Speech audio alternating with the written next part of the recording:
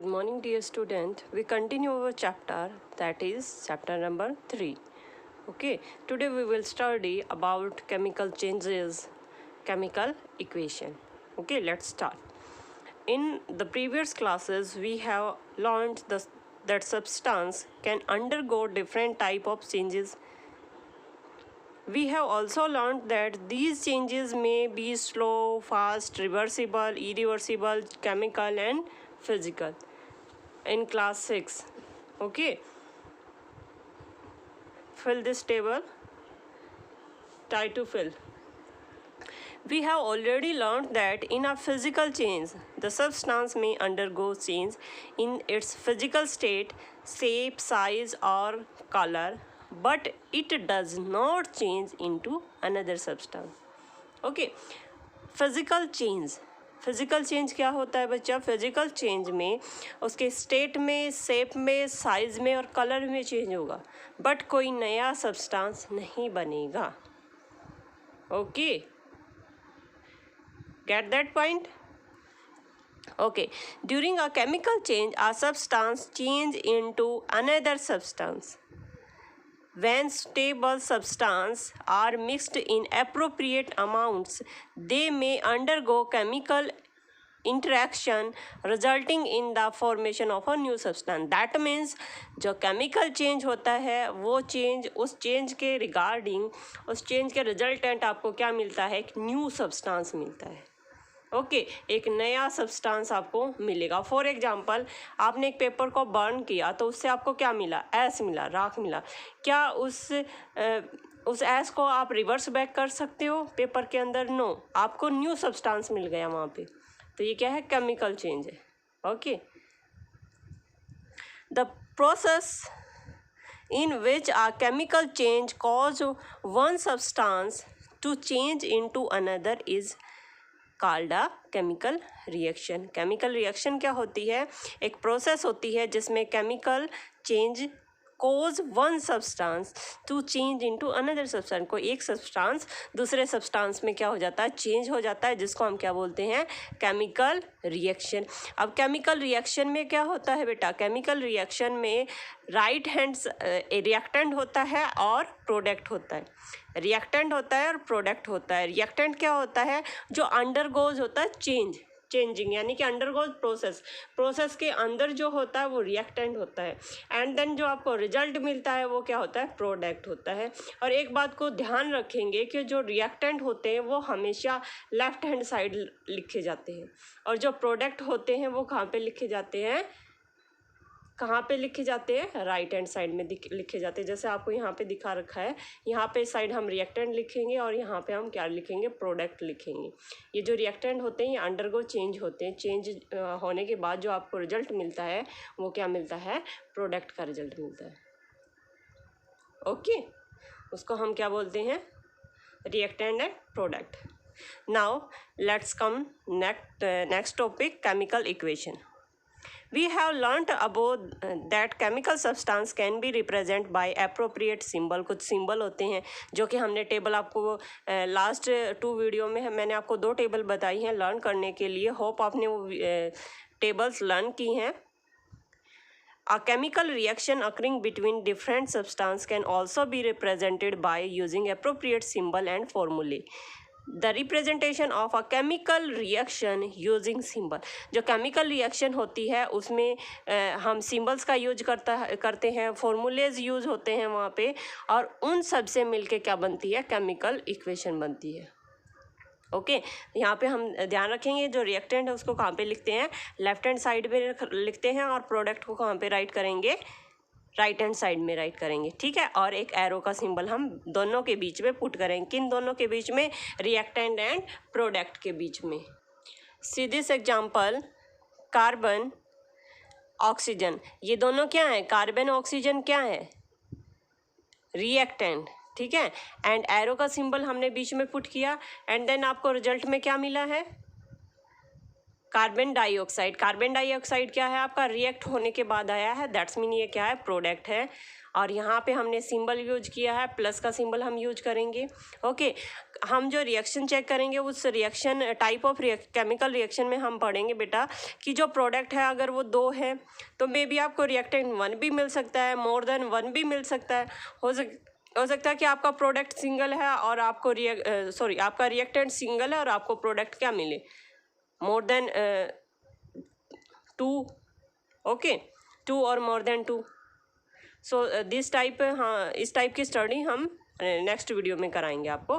वो आपका जो टॉपिक है वो कौन सा टॉपिक है, टाइप ऑफ केमिकल रिएक्शन में आएगा। Balancing of chemical equation. अब बैलेंस की रिक्वायरमेंट क्यों है, now balancing of chemical equation, balancing of chemical equation.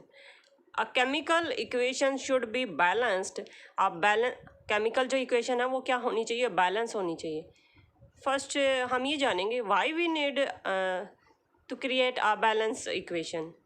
Y हमें क्यों रिक्वायरमेंट है कि एक इक्वेशन है केमिकल इक्वेशन को उसको बैलेंस करें।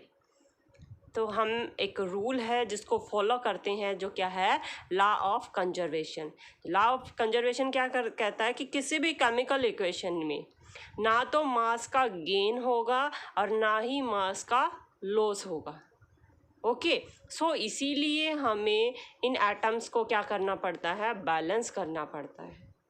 Okay student, a balance equation is that in which the number of atom, balance equation क्या होती है जिसमें number of atom of each element are the same of both side that's mean left hand side and right hand side, reactant side and product side, जो numbers of atoms हैं वो क्या हो, same हो। तो फर्स्टली जो भी हमारे पास इक्वेशन आएगी केमिकल इक्वेशन, हम चेक करेंगे कि नंबर ऑफ एटम्स किसके कितने हैं। ओके, सबसे पहले हम उसके कोफिशिएंट चेक करेंगे, एटम्स चेक करेंगे कि किसके पास कितने एटम्स है, बोथ साइड, दोनों side. In the order of balance the number of atoms are varies, elements vary करेंगे, हर एलिमेंट वेरी करेंगे atoms. On either side of the equation the chemical formula of substance is not change. Chemical formula change नहीं होगा, जो आपका answer है वो आ गया, वो बिल्कुल करेक्ट है। उसमें हम कोई भी चेंज नहीं करेंगे, सिर्फ हम कोफिशिएंट ऐड करेंगे। Okay, only right coefficient. हम एक एग्जांपल के थ्रू आपको बताते हैं, ठीक है। जैसे यहाँ पे आपका लिखा हुआ है H2O, okay, HO2, S hydrogen gas form में है, ठीक है। ये जो हम जो राइट किया है, हमने गैस फॉर्म राइट की है, सॉलिड स्टेट राइट की है। यहाँ पे ऊपर जो एग्जांपल है ये गिवन है इसमें। तो ये क्या होता है, फिजिकल स्टेट बताता है, किसी भी केमिकल की फिजिकल स्टेट बताता है ये। ओके, तो हमने यहाँ पे हाइड्रोजन गैस लिया है, ऑक्सीजन लिया है, जिससे आपको क्या मिला है, वाटर मिला है, रिजल्ट ये आया। बट क्या ये इक्वेशन बैलेंस इक्वेशन है, चेक करो, यस नो, ये इक्वेशन बैलेंस इक्वेशन नहीं है। यहाँ हाइड्रोजन के पास कितने एटम्स हैं, 2, ऑक्सीजन के पास कितने एटम्स हैं, 2, बट प्रोडक्ट में क्या है, हाइड्रोजन के पास 2 एटम है लेकिन ऑक्सीजन के पास कितने एटम है, 1 एटम है। Okay, here the number of oxygen atoms is not same on the both side. इधर कितना है, 2 है और इधर कितना है, 1 है, तो दोनों साइड क्या है, सेम नहीं है। तो ये इक्वेशन क्या है, अनबैलेंस्ड इक्वेशन है। Okay, here the number of oxygen atom is not same on both side of the equation. To make their number of same the coefficient 2 is written with the formula of water के फॉर्मूले के साथ हम क्या करेंगे, ये कह रहा है कि 2 राइट करेंगे on the right hand side. हमने यहाँ पे क्या ऐड किया है, 2 ऐड किया है। ओके बच्चा, हम इसके सबस्क्रिप्ट्स में कुछ ऐड नहीं करेंगे, ये जो ब्लॉक्स है इसको हम क्लोज कर देंगे, ठीक है। इनके साथ कोई भी छेड़छाड़ हम नहीं करेंगे। हमने इसके साथ 2 ऐड किया, ठीक है, और जब ये 2 यहाँ पे जो भी हम कोफिशिएंट इक्वेशन को बैलेंस करने के लिए लेंगे, यहाँ पे हमने कोई भी कोफिशिएंट लिया इक्वेशन को बैलेंस करने के लिए, तो वो कोफिशिएंट यहाँ जो नीचे एलिमेंट गिवन होगा उसके साथ मल्टीप्लाई होगा। इस बात का ध्यान रखेंगे, क्या होगा, मल्टीप्लाई होगा। अब देखो ऑक्सीजन का तो 2 हो गया, यहाँ पे मान क्या है 1 है, ठीक है, और यहाँ पे 2 है, तो ऑक्सीजन के तो एटम 2 हो गए, यहाँ भी ऑक्सीजन के कितने हैं 2 हैं, बट हाइड्रोजन के क्या हो गया, हाइड्रोजन के लिए प्रॉब्लम क्रिएट हो गया। क्या हुआ कि हाइड्रोजन के यहाँ पे 4 एटम हो गए, 2 × 2 कितना हुआ 4 एटम हो गए। ओके, यहाँ पे कितने एटम है हाइड्रोजन के, यहाँ पे तो 2 है, सो प्रॉब्लम क्रिएट हो गई ना। अब इसका सॉल्यूशन देखते हैं। Now we need to balance the number of hydrogen atoms, hydrogen के एटम्स को हमने बैलेंस करना है, ठीक है। तो हमने क्या किया, हमने लेफ्ट हैंड साइड भी हाइड्रोजन का 2 कोफिशिएंट ऐड कर दिया, 2 × 2 = 4, यहाँ भी कितना 2 × 2 = 4, ऑक्सीजन के भी 2 एटम हो गए, ऑक्सीजन के भी 2 एटम, हाइड्रोजन के भी 4 एटम हो गए और हाइड्रोजन के 4 एटम। तो ऐसे क्या हो गई, एक बैलेंस इक्वेशन आ गई आपके पास, ठीक है। क्या कैसी इक्वेशन हो गई, ये आपकी बैलेंस इक्वेशन हो गई। अब यहाँ पे है नीचे जो एग्जांपल आपका दे रखा है, क्या है, सोडियम का है और दूसरा क्या है, ये है आपका सोडियम और क्लोराइड, ठीक है। सोडियम और क्लोराइड आपको क्या देता है, सोडियम क्लोराइड देता है। ओके, सो क्या ये इक्वेशन बैलेंस है, क्लोराइड के पास कितने एटम है 2, बट यहाँ पे 2 है, राइट हैंड साइड कितना है 1 है, ठीक है, तो ये बैलेंस इक्वेशन नहीं है।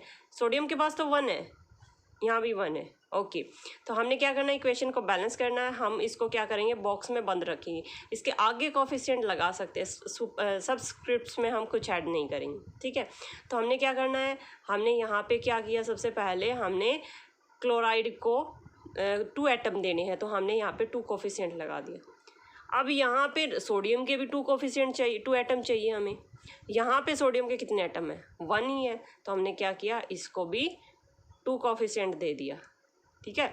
तो यहाँ पे सोडियम के भी एटम कितने हो गए 2 हो गए, क्लोराइड के कितने हैं 2 हैं, यहाँ भी कितने, दोनों के पास 2 है। तो ये क्या है, आपकी बैलेंस इक्वेशन है। समझ में आया बैलेंस इक्वेशन क्या होती है, क्लियर हुआ बेटा।